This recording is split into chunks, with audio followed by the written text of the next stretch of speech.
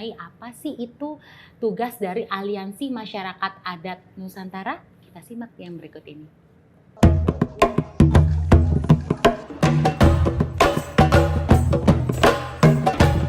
Sejak didirikan pada tanggal 17 Maret 1999, Aliansi Masyarakat Adat Nusantara atau AMAN tetap konsisten untuk memperjuangkan hak-hak masyarakat adat beserta wilayah adatnya di Indonesia.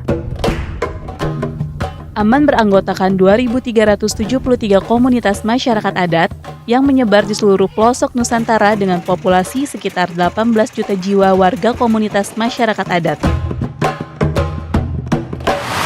Kita mudah-mudahan bisa menjadi gerbang bagi AMAN dan seluruh masyarakat adat di Indonesia untuk sungguh-sungguh mewujudkan masyarakat adat dan bangsa Indonesia yang berdaulat secara politik, mandiri secara ekonomi, dan bermartabat secara budaya.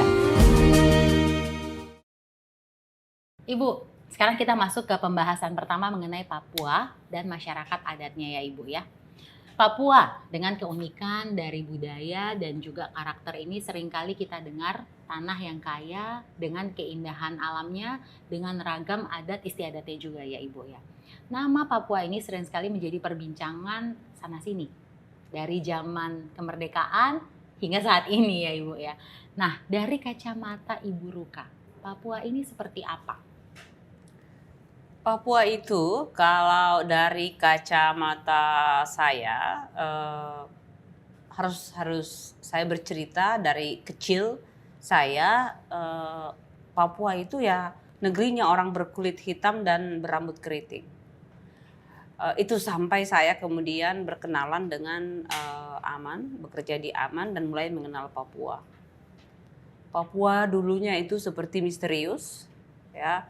Seperti itu katanya dulu itu ada orang makan manusia di sana kerjanya, kanibalisme. Jadi itu adalah hal-hal yang saya dengar dari TV, dari radio, dari koran waktu saya besar dalam pemahaman seperti itu.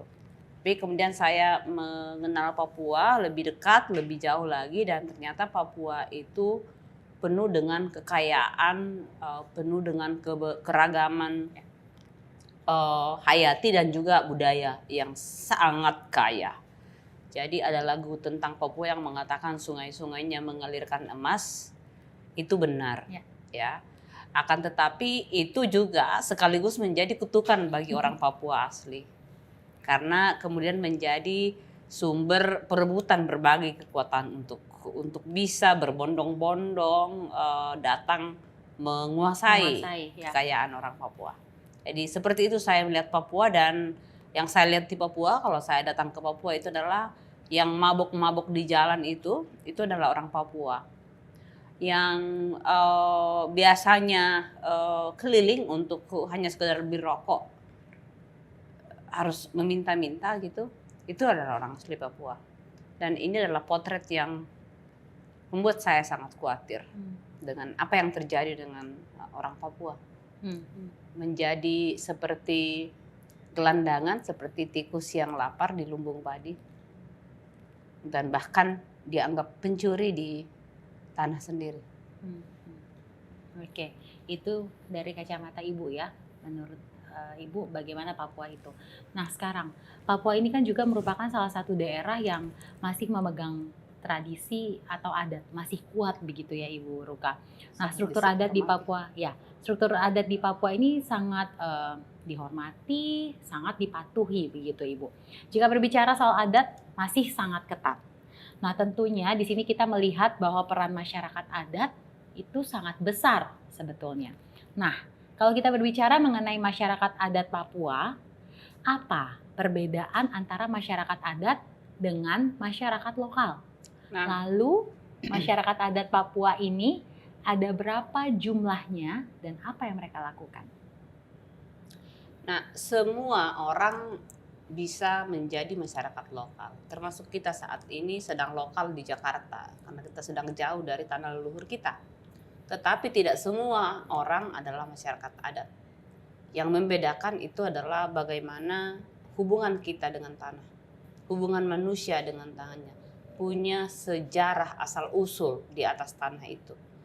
kita punya wilayah adat sebagai wilayah yurisdiksi hukum, di mana hukum-hukum adat kita berlaku, di mana tata pemerintahan dan sistem politik kita dijalankan oleh kelembagaan di Papua. Ada pemimpin-pemimpinnya, biasanya kalau kita lihat di Jayapura ya, daerah ini tuh ada sebut Ondo Afi, Ondo Holo.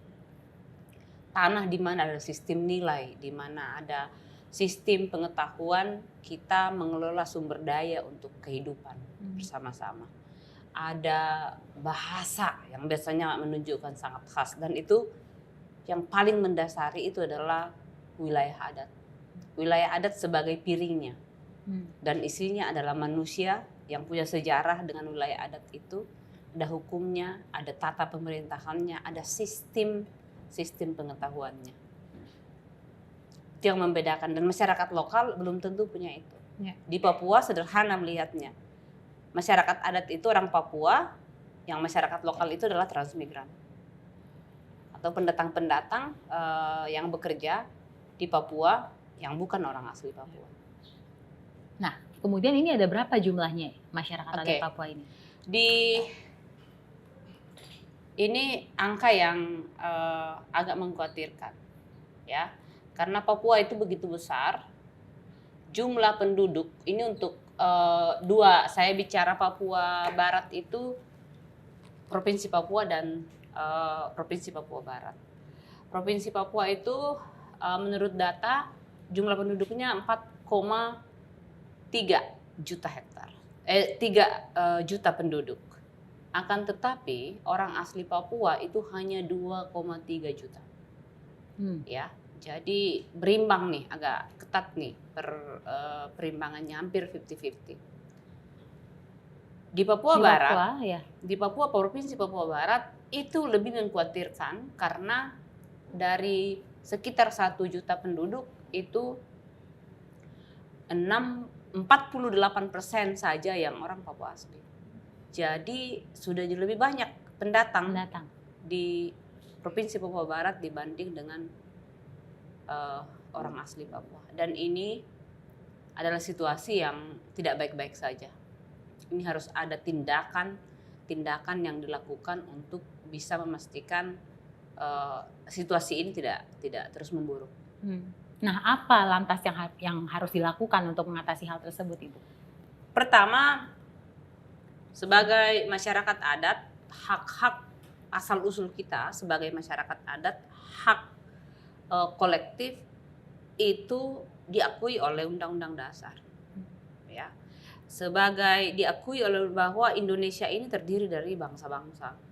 Banyak sekali yang disebut dengan bangsa-bangsa itu adalah masyarakat adat, kelompok-kelompok masyarakat adat yang menjadi pembentuk, menjadi landasan wilayah adat kita yang menjadi landasan berdirinya disebut Indonesia. Untuk itulah kemudian komitmen dan pengakuan terhadap hak kolektif kita harus diakui. Nah, berdasarkan ini maka perlu ada aturan yang secara khusus mengatur bagaimana pemenuhan hak itu, bagaimana perlindungan hak itu, dan bagaimana pemajuan hak. Nah, di dalam kasus orang Papua ada yang namanya otonomi khusus, sehingga mestinya perangkat-perangkat hukum yang ada sekarang, kebijakan yang ada sekarang itu harus memastikan ada langkah-langkah afirmasi untuk membuat penduduk asli Papua itu bisa menjadi tuan di tanahnya sendiri.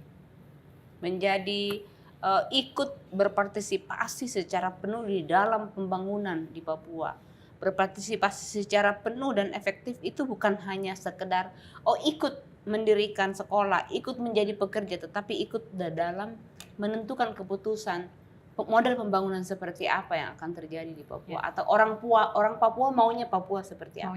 Orang Papuanya harus yang menentukan Papua seperti apa. Oke, Ibu. Nah, kemudian masyarakat adat ini adalah mereka yang mempertahankan nilai dan juga termasuk menjaga wilayah adatnya, ya Ibu ya.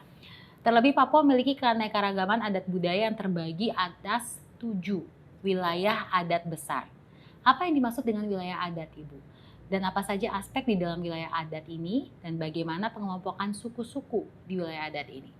Ya, jadi ada metode yang sederhana untuk bisa menjelaskan apa itu masyarakat adat dan wilayah adatnya. Itu biasanya bisa dilakukan dengan melakukan pemetaan partisipatif. Jadi kita bicara wilayah adat itu adalah wilayah yang memang sudah diklaim dan dikuasai secara turun-temurun. Dan biasanya itu adalah ada batas-batas. Kalau di dalam dunia modern kita mengenal boundaries, ya, batas-batas, ya. jelas batasnya. Batas antara Depok dan Jakarta jelas gitu, ada titiknya. Tetapi di wilayah adat ada tempat di mana biasanya boundaries itu tidak ada, yang dikelola bersama-sama oleh beberapa komunitas masyarakat adat. Nah, menjadi penting bahwa klaim kita atas wilayah adat kita itu harus berdasarkan sejarah asal-usul. Jadi klaim atas wilayah adat itu baru sah ketika kita bisa menceritakan sejarahnya. Jadi ada sejarah asal-usul dari manusia itu. Itu elemen pertama, sejarah asal-usul. Itulah yang akan menjadi validasi untuk klaim atas wilayah adat. Kemudian ada sistem pengaturannya, ada hukum adatnya, ada lembaga yang mengatur, ada pimpinan-pimpinan yang melakukan yang mengatur penyelenggaraan kehidupan, ada sistem pengetahuan, ada sistem nilai di dalamnya, ada termasuk misalnya sistem pangan. Sistem pangan itu bisa khas dan berbeda di masyarakat adat. Nah, sistem ini tidak mesti seragam, Putri. Ya. Di Lapago dan Mipago bisa berbeda dengan yang di Mamta, ya, atau di Saireri, ya, di Domberai, ya. Jadi bahkan dari pengecekan di pemetaan wilayah adat yang terjadi di Mamta itu ternyata bahkan dalam satu komunitas bisa berbeda. Gitu. Ada yang memang kendalinya gitu, sistem pranata adatnya itu sama, hukum adatnya sama, tapi model pengurusannya berbeda, ya, strukturnya bisa berbeda. Ada yang hanya boleh laki-laki, tapi ada juga yang boleh perempuan, ada juga yang hanya boleh perempuan, yang menjadi punya otoritas, punya kuasa untuk menentukan sesuatu atas nama komunitas. Dan saya pernah menyaksikan itu di mana yang hadir untuk menyepakati peta wilayah adat, batas wilayah antara dua komunitas, ternyata itu perempuan. Oke.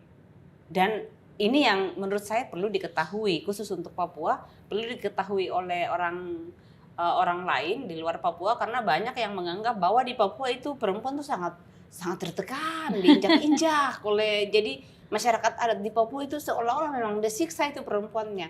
Nah, hal-hal seperti ini yang perlu diketahui oleh publik, bahwa ada aturan-aturan, ada tata yang di Papua yang menunjukkan perbedaan peran sebagai perempuan dan laki-laki memang ada, tetapi peran-peran yang politis, yang pemimpin itu juga diserahkan kepada perempuan, dan sangat harus datang ke Papua untuk bisa mengenali itu, termasuk dari cara duduk ketika makan, ya.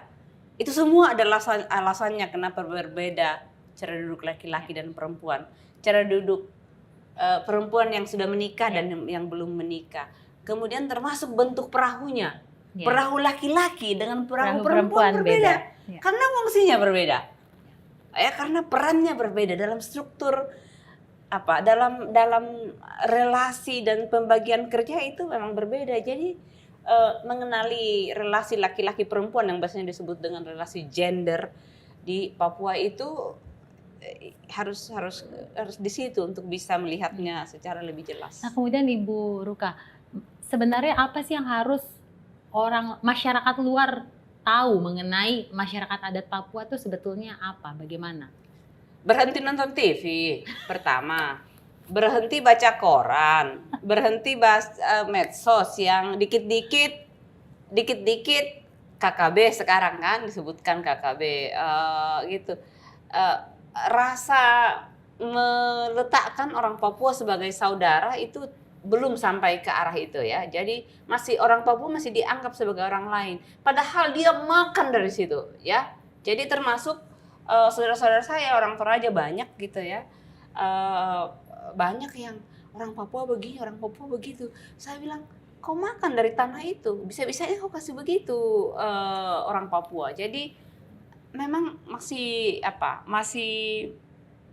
banyak sekali stigma-stigma buruk yang dilekatkan oleh orang lain dengan tujuan-tujuan penguasaan yang kemudian diamini dan terus digunakan dan diteguhkan oleh masyarakat Indonesia yang lain. Dan menurut saya ini yang harus dihentikan.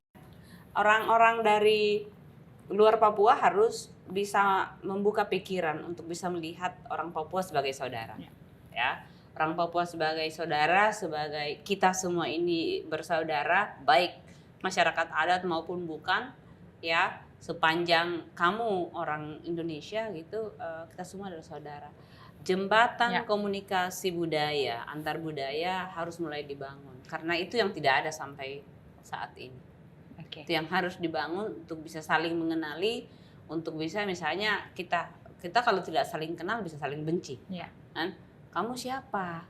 Kau maunya apa? Gitu ya. Jadi hal-hal seperti itu yang perlu segera dibangun. Jadi harus ada komunikasi lagi ya Ibu ya, supaya tidak terjadi kesalahpahaman lagi ya. Ibu Ruka. Ini piring sudah ada, sudah tersedia di depan kita ya, tapi kok makanannya masih belum kosong. ada. Masih kosong.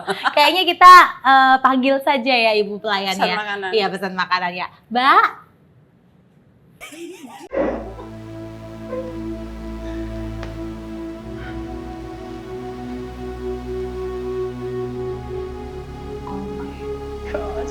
Tapi kalau ini belum terisi sih, ada di tempat ini coba beli.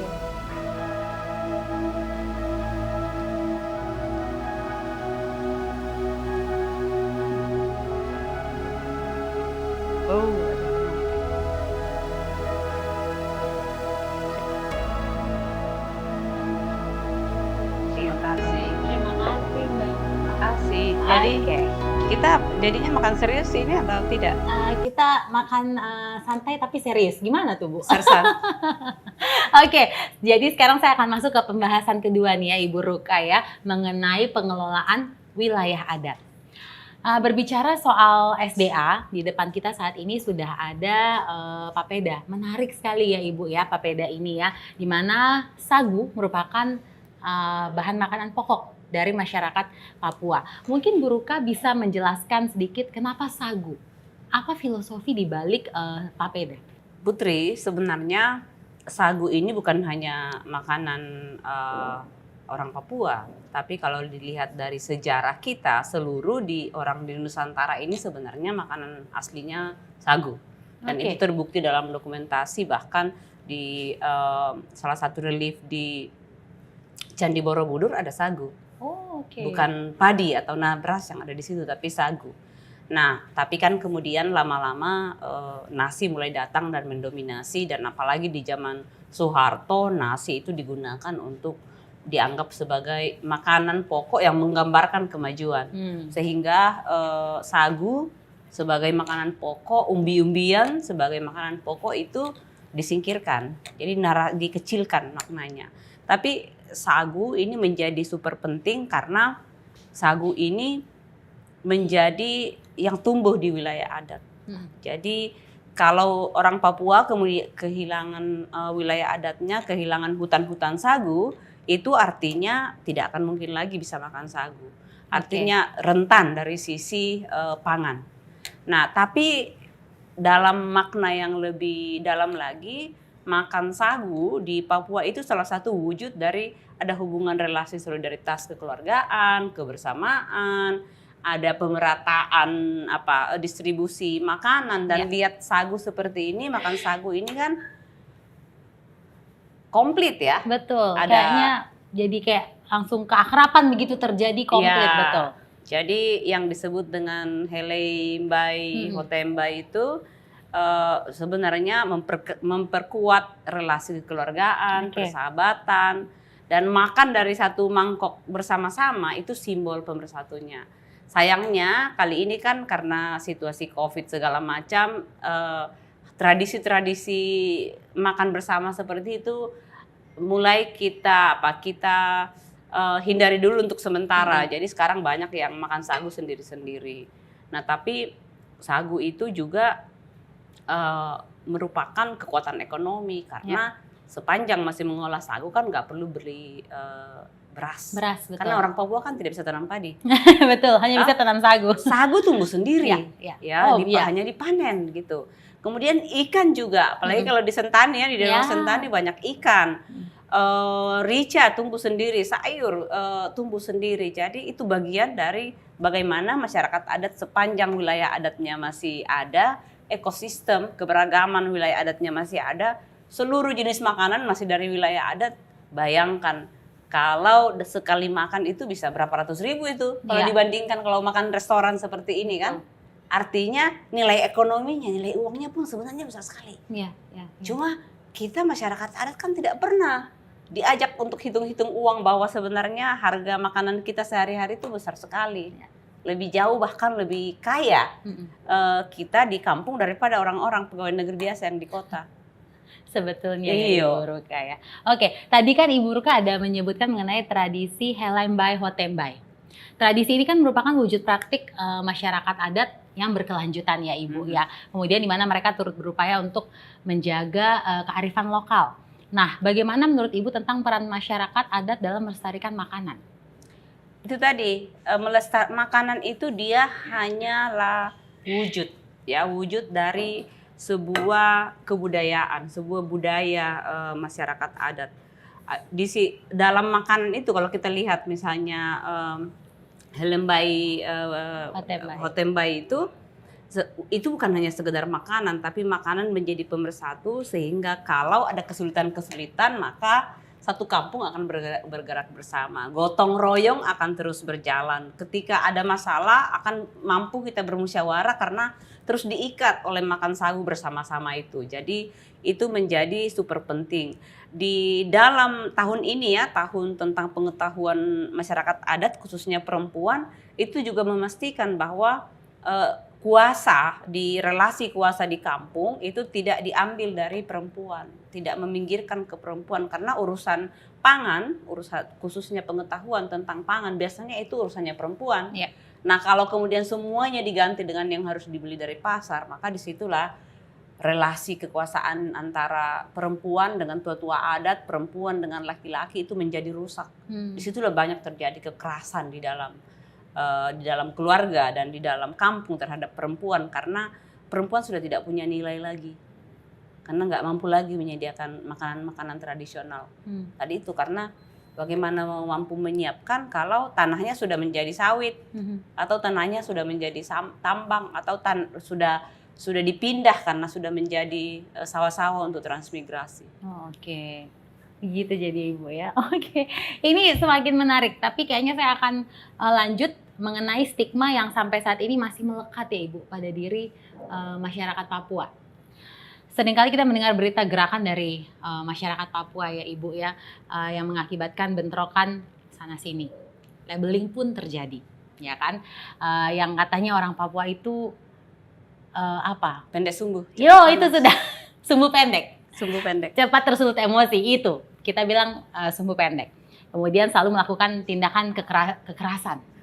Terus masih banyak lagi lah stigma-stigma yang lain begitu ya Ibu ya. Labeling ini menjadi dasar bagi publik, bagi masyarakat yang lain di luar Papua untuk mengecam setiap aksi masyarakat Papua tanpa mendengar langsung, tanpa juga verifikasi. Nah sebenarnya Ibu, dalam melihat atau memahami masyarakat Papua ini, kita harus memakai kacamata siapa sebenarnya? Ya, melihat orang Papua ya harus supaya kita adil harus dari kacamata orang Papua. Jadi meletakkan kaki dalam sepatu orang Papua.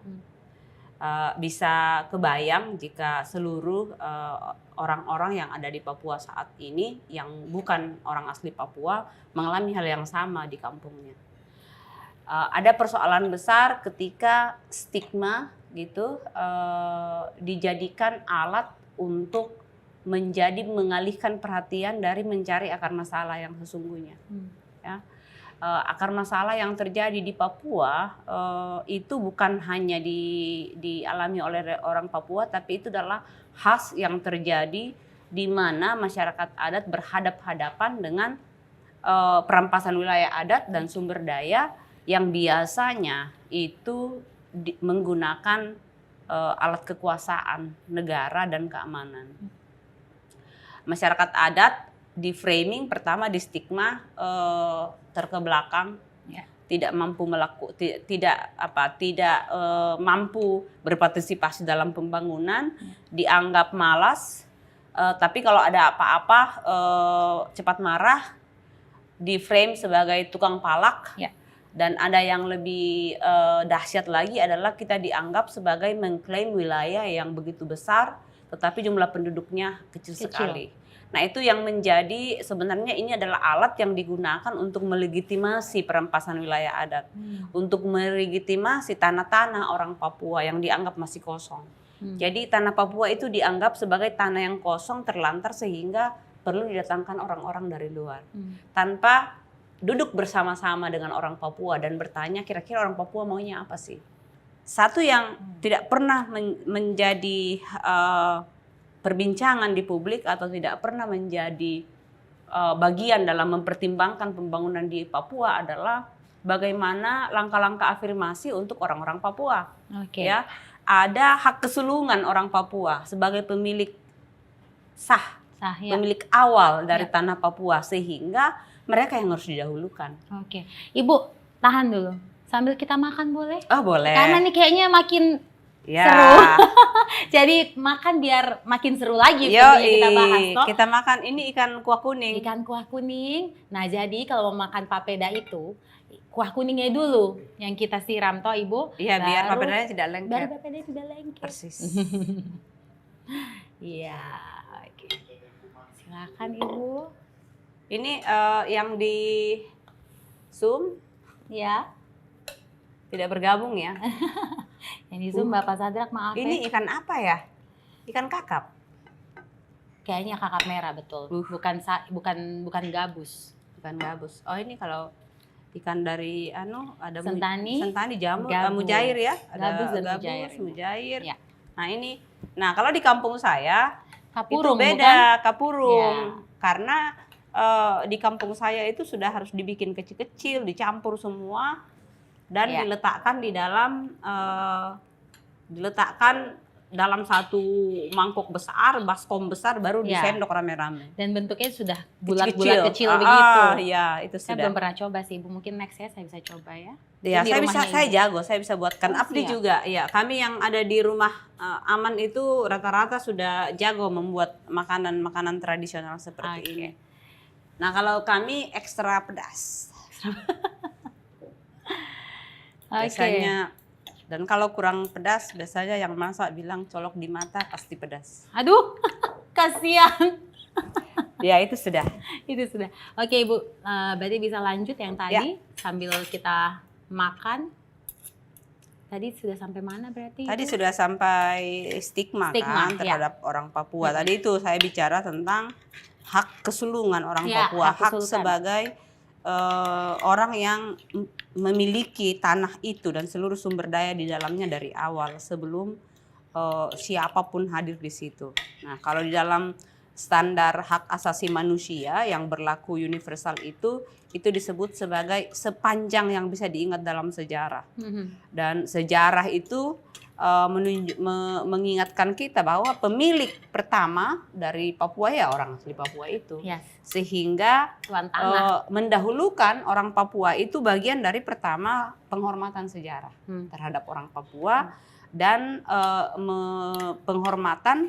penghargaan terhadap pemilik kolektif yang awal dari tanah Papua itu. Itulah kenapa orang Papua perlu didahulukan dalam seluruh aspek pembangunan di Papua, termasuk suaranya didengar mau apa. Ya, betul. Tapi menurut Ibu saat ini bagaimana yang terjadi? Saat ini yang terjadi ya, ini menurut saya sangat perlu diketahui karena kadang-kadang dianggap menjadi super sensitif, dianggap isunya primordial, dianggap isunya kesukuan atau identitas. Tapi menurut saya ini adalah upaya orang Papua saat ini sudah mengalami peminggiran dan penyingkiran yang luar biasa. Ya, karena tadi itu dan terus di stigma, wah susah kalau dengan orang Papua. Itu Pace kerjanya mabok Yo. gitu. Itu Pace kerjanya ini Selalu buruk saja kalau selalu berhubungan buruk dengan orang saja Papua. karena dan selalu Pace kan? Selalu Tidak Pace. Mace ya, tapi Ya, Pace. kalau Mace itu dianggap ya kerjanya Mace ya jualan siri toh di pasar-pasar. Tapi pasar yang paling besar kan bukan dikuasai oleh Mace, tapi dikuasai oleh bukan orang Papua. Ya. Itu yang terjadi saat ini ya, Ibu ya. Oke. Nah, yang terjadi adalah karena disingkirkan terus gitu, karena distigma terus sehingga ketidakpuasan itu atau diskonten itu tidak pernah berusaha dicari akar persoalannya. Iya. Tidak pernah duduk bersama dengan orang Papua. Dan jangan salah, temuan Komnas HAM menunjukkan bahwa di mana ada aktivitas perusahaan yang besar itu tinggi sekali kasus kekerasan dalam keluarga, kasus alkoholisme, Ya. dan obat-obatan, dan kasus HIV. Dan Jadi itu ternyata berkaitan ya, Ibu ya. dan itu ada hubungannya dengan kehadiran perusahaan-perusahaan besar. Oke. Gitu ya. Dan bahkan orang-orang Papua di daerah-daerah tambang itu juga mengalami kriminalisasi karena limbah-limbah tambang pun mereka mau kait, jadi sudah mengais-ngais gitu, si limbah-limbah masih dianggap melakukan pelanggaran gitu. Ya. Dianggap mencuri, padahal itu Tanahnya leluhurnya. ya, tanah kita sendiri. Tanah kita sendiri. Oke. Ibu, pembahasan kali ini rasanya kurang lengkap kalau tidak ditemani oleh satu orang lagi, Ibu ya. Saya akan langsung bertanya kepada beliau ini. Dia ini merupakan Ondo Afi dan juga pendiri sekaligus pengurus perkumpulan terbatas untuk pengkajian dan pemberdayaan masyarakat adat PT PPMA Papua, yaitu Bapak Sadrak Wamebu. Halo Bapak Sadrak. Saya boleh tambah sedikit Kak? Boleh. Jadi Bapak Sadrak ini yang sudah bekerja dengan masyarakat adat di Papua sejak tahun 80-an. Wow. Beliau ini yang bahkan sebelum kita menemukan istilah masyarakat adat di tanah air, beliau ini sudah bekerja, dan mereka inilah yang salah satu yang menyepakati istilah masyarakat adat itu menjadi embrio lahirnya gerakan masyarakat adat di Nusantara, termasuk AMAN. Wow, Bapak luar biasa Bapak Sadrak. Bapak Sadrak, halo, bagaimana kabarnya? Ya, baik. Baik ya Bapak ya, terima kasih sudah bergabung bersama ketorang di sini di Meet the Nation, Bapak Sadrak.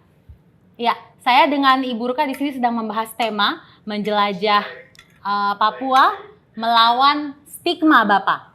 Bapak bisa dengar saya suara? Bisa, saya dengar. Oke, siap. Menjelajah Papua melawan stigma. Sudah ada beberapa pertanyaan yang sudah saya tanyakan kepada Ibu Ruka. Sekarang saya akan bertanya kepada Bapak Sadrak ya. Bapak, dari kacamata Bapak sendiri, Papua itu seperti apa sih Bapak? Stigma itu kan bukan diberikan oleh masyarakat adat kan. Tapi stigma itu stigma macam-macam lah. Keterbelakangan lah dan macam-macam itu stigma yang diberikan oleh negara. Dan dengan stigma itu stigma yang diberikan itu ada kepentingan di balik stigma itu. Nah, oleh karena itu ya stigma harus selalu dianggap orang Papua. Sebenarnya saya juga tidak suka dengar kata Papua juga, karena itu nama itu diberikan oleh orang di luar dari Papua terhadap kami di sini. Jadi kalau saya mungkin sebagai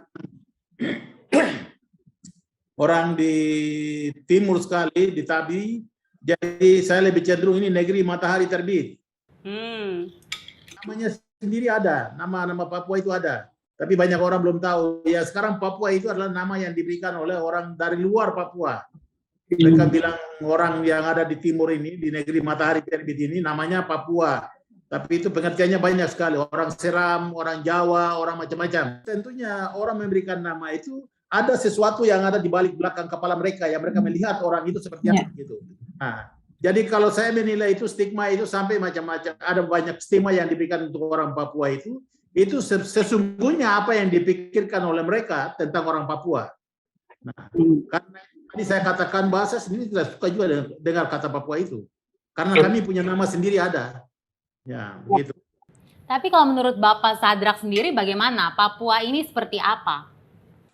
Oh, Papua itu negeri, ya sebenarnya ini negeri misteri. Kalau mau kasih tahu negeri di matahari di daerah matahari terbit di Nusantara ini negeri misteri. Sebelum negara ini ada, sebelum republik ini terbentuk ini, tadi Uruka sudah singgung sedikit dengan pangan tadi itu. Tapi saya hari ini harus kasih tahu sama semua orang di Nusantara bahwa kalau mau lihat sampai negara ini terbentuk juga itu ada catatan-catatan kecil yang tidak pernah terungkap. Kalau bukan ada Papua, negara ini tidak ada. Saya harus kasih tahu itu. Nah, tapi ini sudah terlalu jauh, tidak usah, kelasnya terlalu jauh, makanannya bertahun-tahun. Tidak perlu bicara yang terlalu seperti itu. Iya. Oke Bapak, sekarang saya akan lanjut ke pertanyaan yang lain. Masyarakat adat berperan strategis dalam pengelolaan SDA dan juga pembangunan tanah Papua, Bapak. Apa saja wujud nyata pelestarian yang dilakukan oleh masyarakat adat, Bapak? Sederhana saja. Hari ini kan konflik dan segala macam terjadi, tadi saya sudah dengar juga. Nah, orang Papua ini, kami di Papua ini kami merasa bahwa kami ini hilang. Atas kami punya tanah, kami punya kekayaan alam segala macam itu hak kami ini hilang. Dengan adanya negara ini, negara dibentuk lalu kemudian atas nama negara, suku-suku lain, bangsa-bangsa lain datang eksploitasi kami punya kekayaan. Ya. Kami merasa kami tidak dapat perlindungan di dalam negara. Nah, karena itu saya pikir itu kita pertama itu negara harus akui. Nah, negara harus akui itu hak-haknya orang Papua di atas tanah dan dengan segala kekayaannya. Dan kalau mau ambil kami punya hak itu, mari kita dulu bicara sama-sama baik-baik.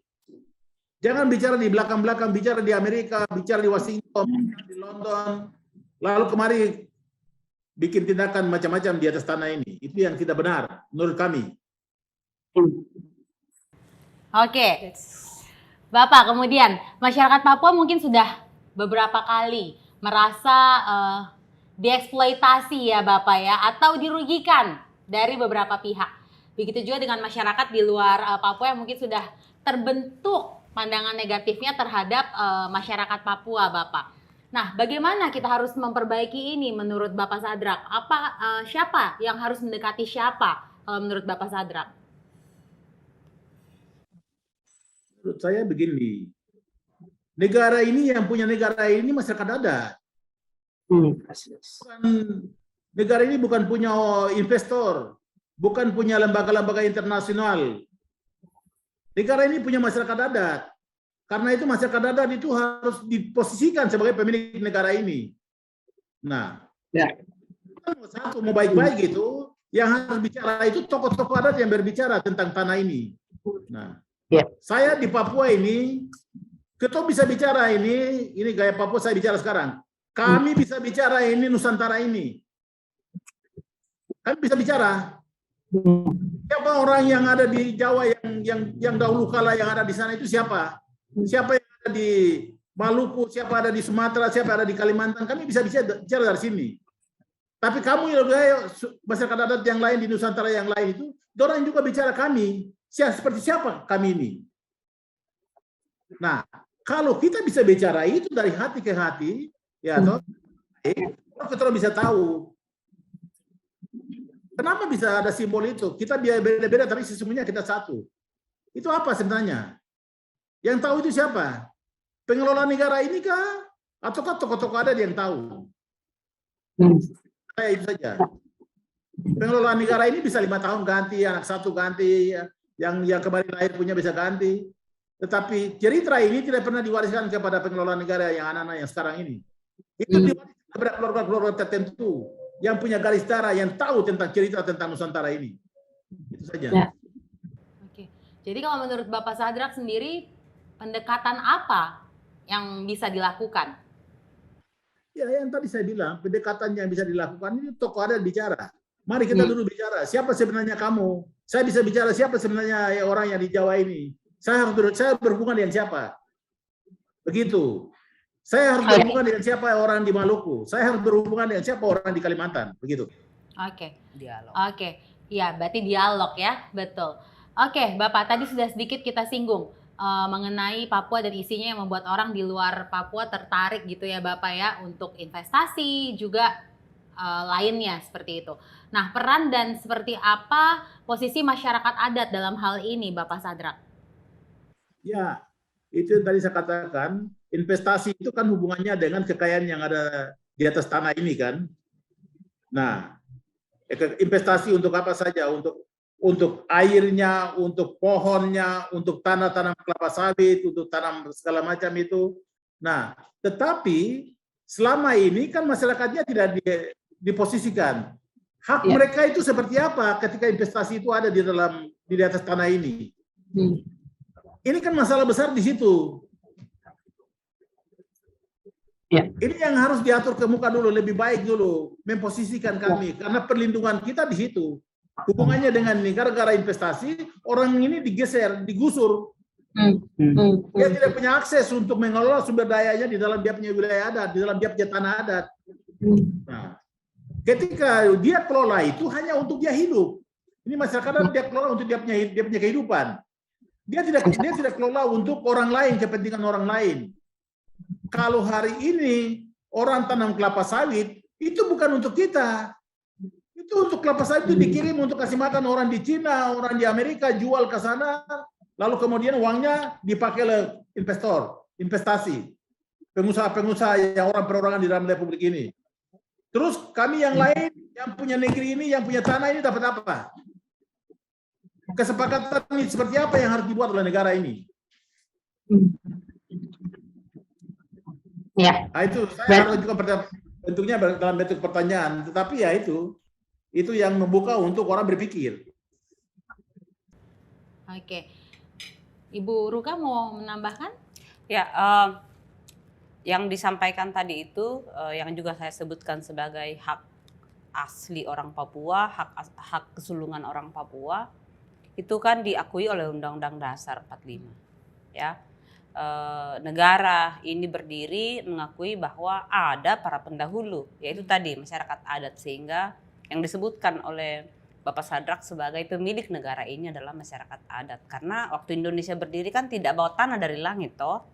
Nah, yang terjadi dengan situasi Papua, situasi masyarakat adat saat ini itu yang banyak kemudian menimbulkan perlawanan karena memang sejak Indonesia berdiri ini tidak pernah ada aturan yang membuat bagaimana negara dengan masyarakat adat itu merencanakan pembangunan.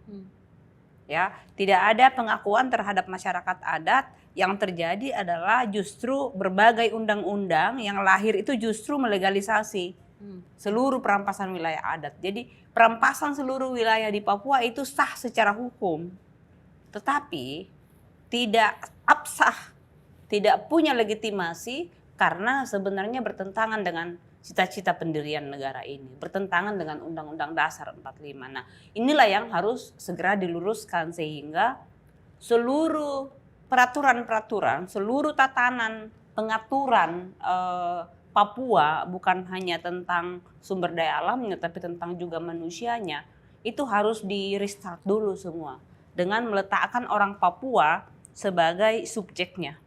Sebagai pelakunya.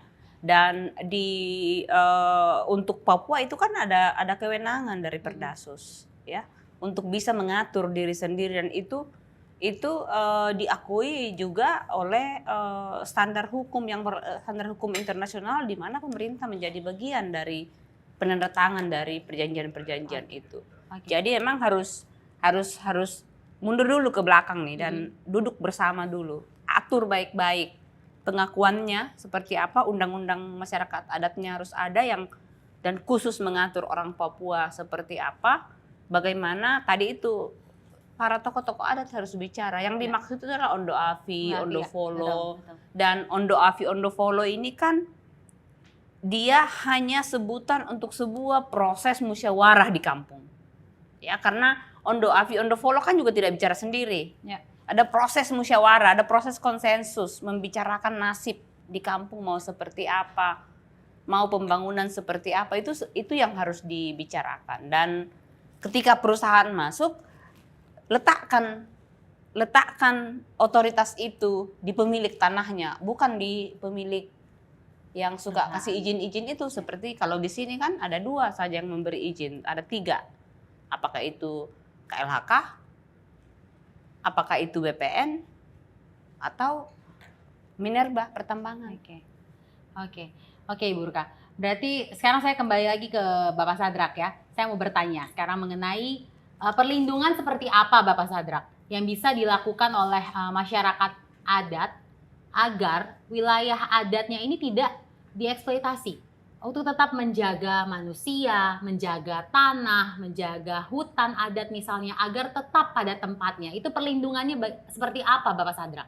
Iya, jadi saya pikir kalau masalah soal perlindungan tadi itu, kalau untuk masyarakat sendiri, ya mereka lakukan, mereka musyawarah, mereka putuskan satu kawasan mereka itu untuk dikelola untuk kepentingan mereka itu seperti apa. Nah itu kan sekarang ini juga masih dilakukan juga.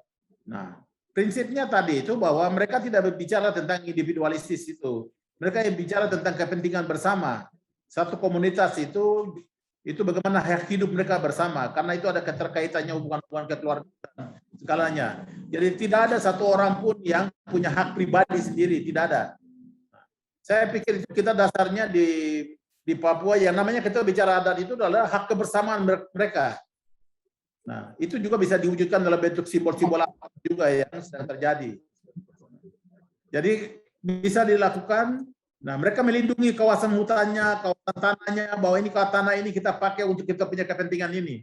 Nah, tapi kadangkala di Jakarta itu sudah bikin kesepakatan satu kawasan tanpa memperhitungkan itu di dalamnya ada kampung-kampung, itu sudah keluarkan keputusan semacam izin sudah dikasih ke satu perusahaan gitu untuk jadikan kelapa sawit, jadikan ya untuk kawasan tambang seperti itu. Jadi seakan-akan bahwa apa-apa. Nah, ada pendatang baru yang namanya negara, dia datang, dia menguasai semua barang yang punya kami. Oke, sekarang kita beralih lagi Ibu ya, dan Bapak Sadrak ke pertanyaan selanjutnya. Saya akan bertanya kali ini kepada kedua narasumber mengenai aksi separatisme Papua. Oke, masyarakat ini kan menarasikan aksi separatisme ini sebagai aksi Papua untuk memisahkan diri dari Indonesia. Bagaimana menurut Bapak Sadrak terkait hal ini? Apa yang masyarakat Papua cari dan perjuangkan sebetulnya Bapak Sadrak? Saya pikir memang itu kan stigma juga kan tadi. Sebenarnya kita tadi bicara di atas juga. Separatisme itu kan stigma juga yang diberikan oleh negara kepada orang Papua karena perlawanan terhadap hak-hak mereka yang dieksploitasi oleh negara atas nama negara oleh perusahaan-perusahaan. Perusahaan itu kan individu punya kan, orang perusahaan yang datang kemari, lalu kemudian mereka eksploitasi, kita punya kekayaan di sini. Nah, kemudian karena ada pemberontakan oleh masyarakat adat, lalu kemudian itu dilabelkan sebagai aksi separatis. Nah, saya pikir itu barang bisa dibicarakan bersama, duduk bicara baik-baik dulu antara orang Papua dan negara. Jadi bagi saya itu separatisme untuk memisahkan negara itu juga yang diberikan oleh kelompok yang lain. Sejarah tentang separatisme, sejarah tentang rencana untuk pemisahan negara dari Republik ini, itu bom waktu yang ditinggalkan oleh Belanda sebelum Belanda pergi, sebelum Belanda bentuk negara ini. Nah, lalu kemudian negara ini dibentuk. Nah, makanya sudah ada negara ini masuk ke wilayah Papua ini tahun 60-an. Tahun 60-an itu sebenarnya sudah dipersiapkan oleh Belanda untuk Papua ini dibentuk jadi satu negara. Pada tahun 60-an itu orang Papua siapa yang mengerti tentang negara dengan baik?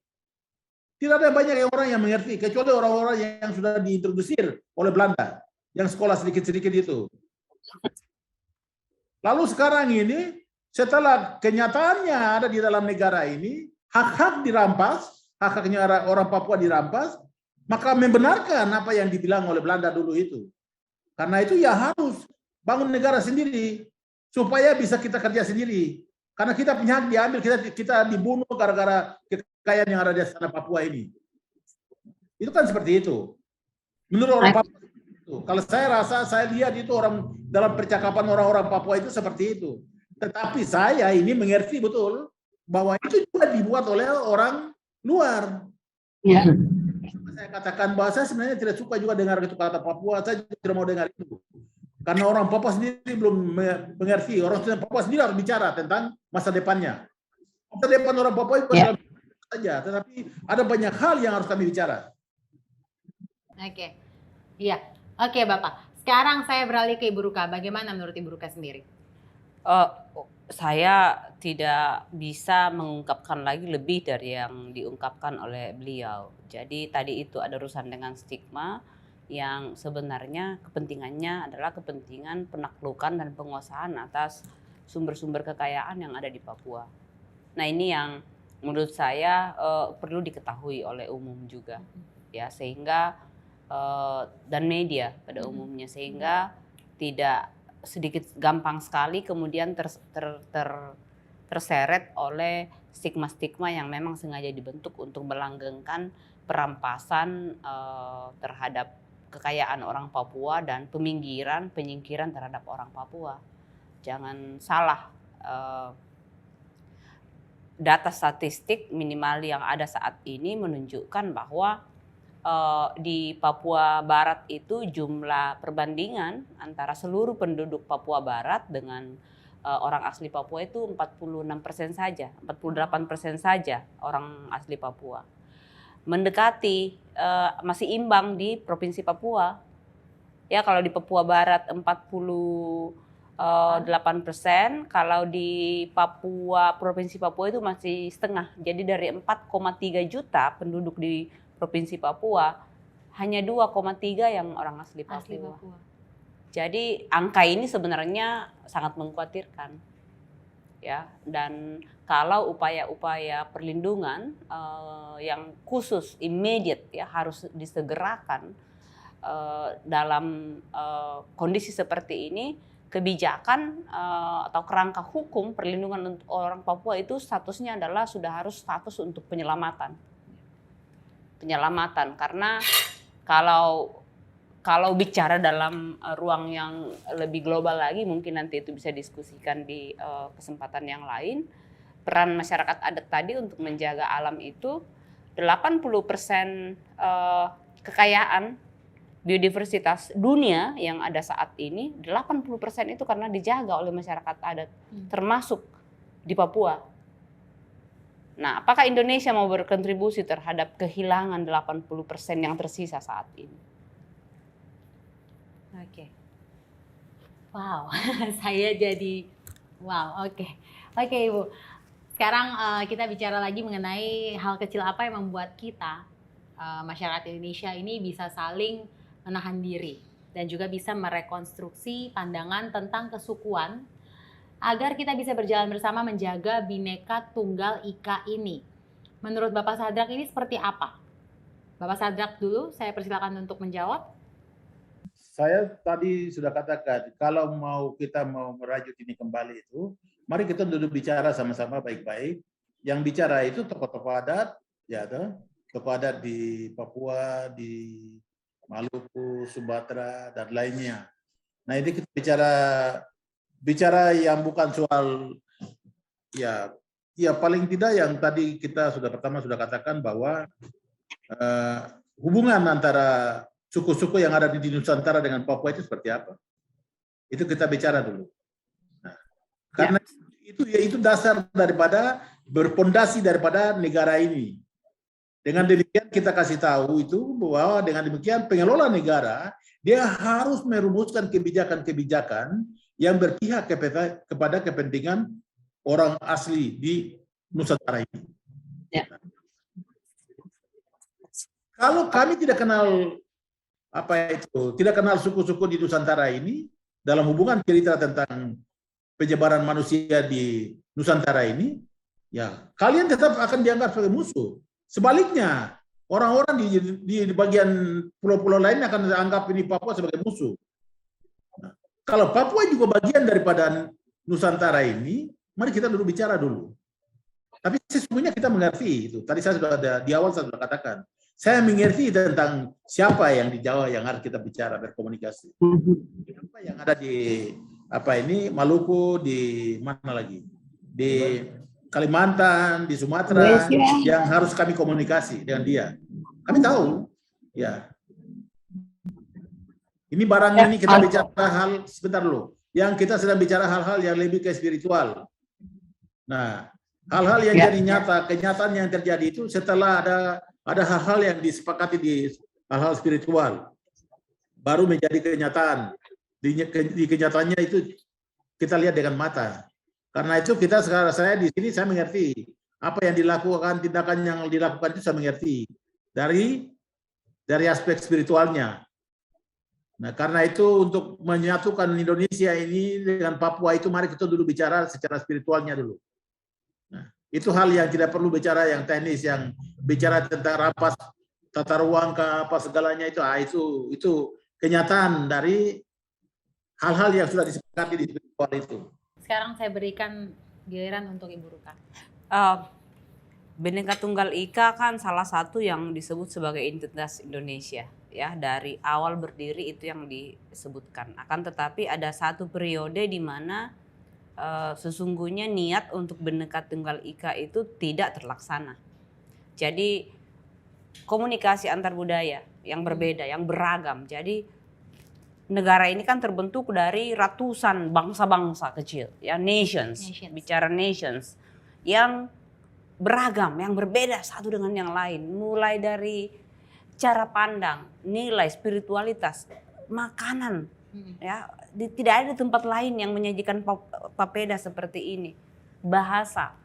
Nah, ketika Indonesia berdiri itu ada komitmen tekad bulat untuk menyatukan, merekatkan, ya, barang yang berbeda-beda ini. Itu yang kemudian tidak pernah terjadi. Di zaman Soeharto itu menjadi parah karena sengaja justru dipertebal dindingnya. Jadi sengaja dipertebal dindingnya supaya lebih gampang dipecah kalau ada apa-apa tadi itu. Kalau mau disuruh berkelahi gampang gitu ya, disuruh saling membenci gampang. Yang muncul itu adalah di tengah-tengah ketidaktahuan, maka yang akan muncul adalah a priori sinis. Oh, orang Papua begini. Sampai sekarang ya, kita masih, orang Indonesia itu kan sangat rasis, ya, khususnya terhadap orang Papua gitu. Jadi kalau kita lihat di mana-mana orang Indonesia masih ada yang panggil orang Papua negro. Itu karena kita tidak pernah membangun jembatan dialog antar budaya.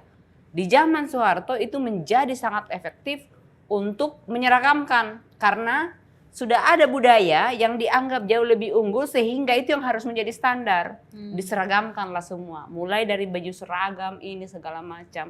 Semua orang Indonesia kalau hari Kartini harus pakai kebaya. Padahal kita juga punya baju adat masing-masing toh. Semua harus pakai semuanya mulai dari kepala sampai kaki. Nah, itu yang kemudian tidak pernah terjadi sehingga sangat pecah. Dan yang paling efektif itu sebenarnya yang menurut saya ini perlu diketahui adalah dibikin hipersensitif kemudian. Karena tidak punya kesadaran tentang budaya yang lain. Jadi kita diisolasi. Ya, masing-masing itu diisolasi sehingga menjadi hipersensitif. Ada sedikit dicolek langsung meledak, langsung ini. Dan menggunakan ada istilah-istilah yang selalu digunakan untuk memastikan bahwa orang Indonesia tidak saling mengenali. Tadi disebutkan orang Papua ingin tahu siapa itu orang di Sumatera, di Kalimantan, di Sulawesi, di Jawa sana. Tapi itu tidak pernah dibiarkan. Yang terjadi kemudian adalah itu tadi muncul ya kesimpulan-kesimpulan karena hanya itu yang dilihat di media, ya, tentang orang Papua yang begini, yang begitu, belum lagi film-film Epen Upin segala macam. Tapi kita dilarang untuk membicarakan keberagaman. Bicara keberagaman sedikit langsung enggak boleh, itu sarah.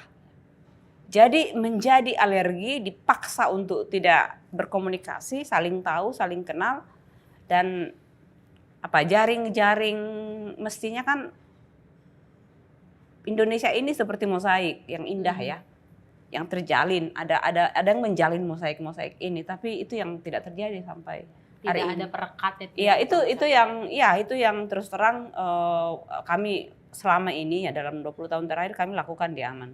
Oke. Begitu dia bergaul agak lama di Aman, agak mulai tuh luntur tuh. Ya, stigma-stigma terhadap suku-suku yang lain, bukan hanya terhadap orang Papua, tapi terhadap suku yang lain.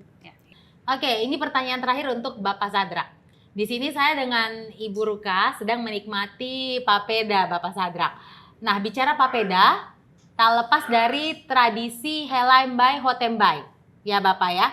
Dimana kata orang tradisi ini merupakan milik salah satu masyarakat adat di Papua yang berkaitan dengan papeda. Sebenarnya tradisi apakah ini Bapak Sadrak? Mungkin Bapak bisa jelaskan kepada kita orang semua.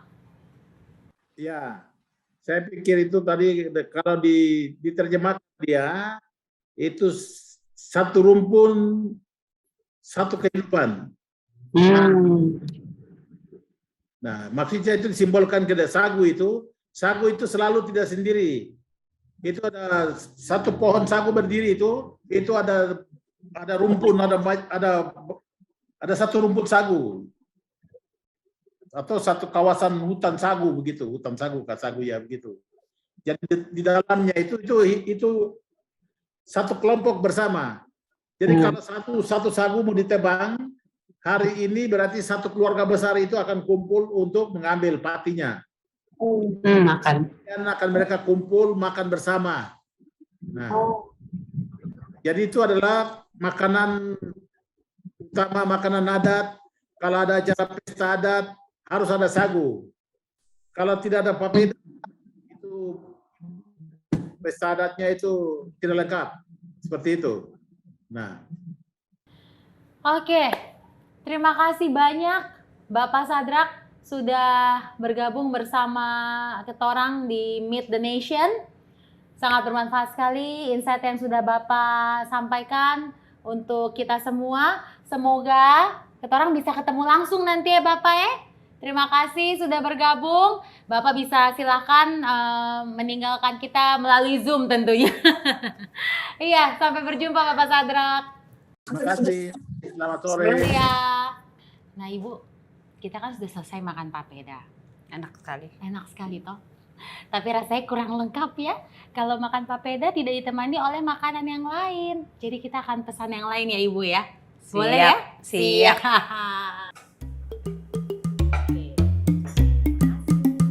Terima kasih.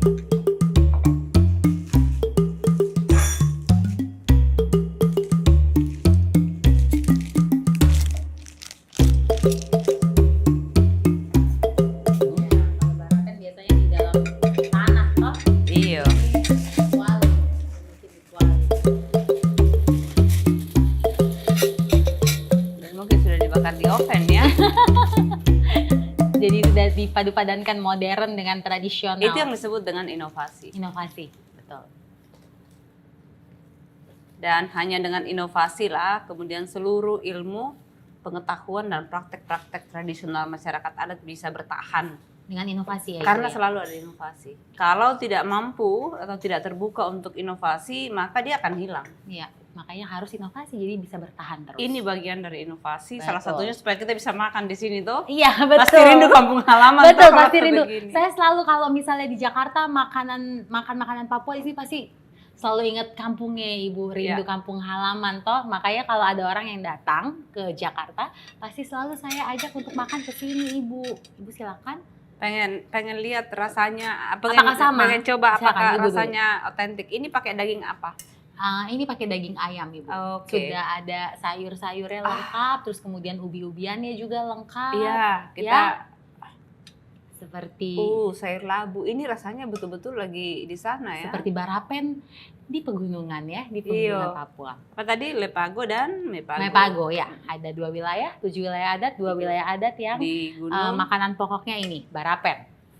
bersama dengan umbi-umbian. Iya, bersama dengan umbi-umbian. Ini makanan pokok mereka ya, dan biasanya kan bakar batu tidak setiap, barapen kan tidak setiap Tidak saat. setiap, betul.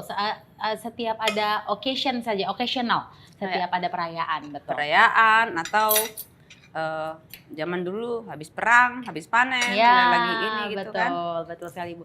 Jadi memang setiap saya punya teman atau keluarga yang datang ke Jakarta, Ibu pasti kalau mau makan makanan Papua, saya ajak pasti selalu ke sini untuk makan ini barapen, ya. Ini barapen. Terus ini juga ada yang namanya kue lontar, Ibu. Tuh, ini enak sekali kue lontar ini, ya. Kue lontar ini enak sekali. Nah, kalau Ibu Ruka sendiri gimana sih waktu pertama kali mencicipi hidangan Papua itu apa cita rasa yang didapat? Rasa makanan masyarakat adat itu kan biasanya sederhana ya. Kecuali di daerah-daerah barat yang sudah banyak bercampur dengan tradisi makanan dari Timur Tengah, dari Eropa. Jadi Nusantara ini kan melting pot ya dari seluruh peradaban dunia. Jadi ada peradaban dari timur, ada peradaban dari barat, dan itulah yang membuat kita begitu beragam. Ya. Dan kalau kita lihat gelombang dari barat ke timur itu masuk gitu, peradaban-peradaban dari Timur Tengah, dari Afrika, dari ini semuanya kan awalnya masuk dari barat. Jadi dia memang lebih tebal kalau di ini. Makanya makanan-makanan seperti di barat, di Sumatera itu kan pakai santan, Ya, pakai rempah. kari, rempah segala macam, rendang. Katanya rendang itu kan warisan Portugis ya, warisan Eropa bagian selatan. Nah, kalau kita yang ke timur itu lebih banyak dipengaruhi oleh Eropa Barat, yaitu Belanda, Portugis, Spanyol. Nah, ini salah satunya dari Belanda. Lontar ini dari Belanda. Lontar, Betul. round tart. Round tart, betul. Maksudnya itu adalah kue bulat. Kue bulat, betul. Seperti Ya. itu katanya. Sejarahnya seperti itu ya Ibu Seperti ya. itu. Round tart. Kita banyak sekali kalau di timur itu mengenal itu. Tapi tadi itu inovasinya adalah ini barang-barang ini kan kita punya semua. Kita punya telur, kita punya tepung. Ada yang pakai santan, ada yang pakai susu Ya, gitu. ya, Kita ya. punya susu kerbau, kita punya susu ini. Jadi inovasi. Betul. Nah, karena dengan begitu dia akan bertahan. Tapi kita di timur itu memang rasanya jauh lebih sederhana. Ya betul, ini sederhana sekali karena bumbunya nggak banyak. Kalau barapen ada. yang asli itu malah tidak pakai bumbu. Tidak Karena pakai dari daun-daunnya itu sudah menciptakan bumbu untuk dagingnya tersendiri. Iya, dan mungkin semua tanaman mungkin pakai punya garam ya. Jadi kalau kita makan yang aslinya itu nggak berasa kalau itu nggak dikasih garam. Betul. Nah, kalau Ibu Ruka sendiri ada nggak sih dari makanan dari Indonesia yang wah gitu, yang recommended banget orang harus coba, itu apa Ibu? Kalau saya itu semua makanan itu enak dan enak sekali.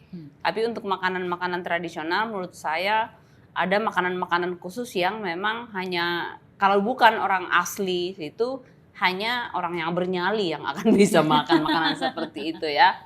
Misalnya makanan-makanan seperti ini. Orang akan melihat itu apa sih? Ya, tapi nyali itu maksudnya adalah karena makan yang seperti ini itu bukan hanya sekedar makanannya, tapi ada tradisi yang sudah diturunkan selama berapa milenium. Pertama, kemudian ada rasa yang palat kita, lidah kita kan dibangun oleh dari mana kita berasal, dibesarkan gitu. Ada banyak, kita di timur itu banyak makanan yang dimasak mengandung dengan darahnya. Nah, saudara-saudara kita yang di barat gitu, banyak tuh yang nggak bisa itu makan makanan itu.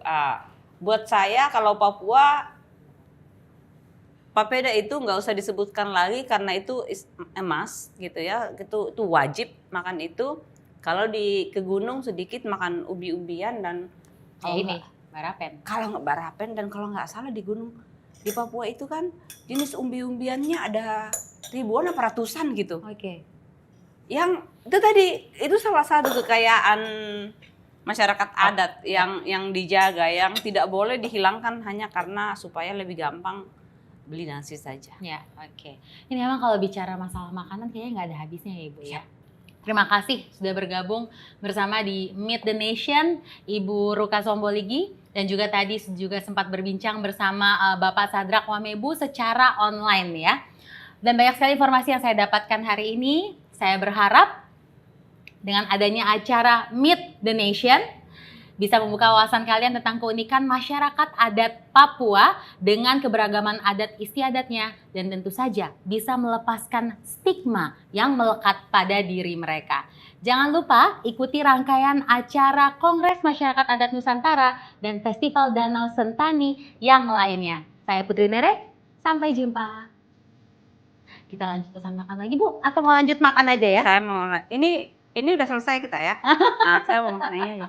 Makan lagi.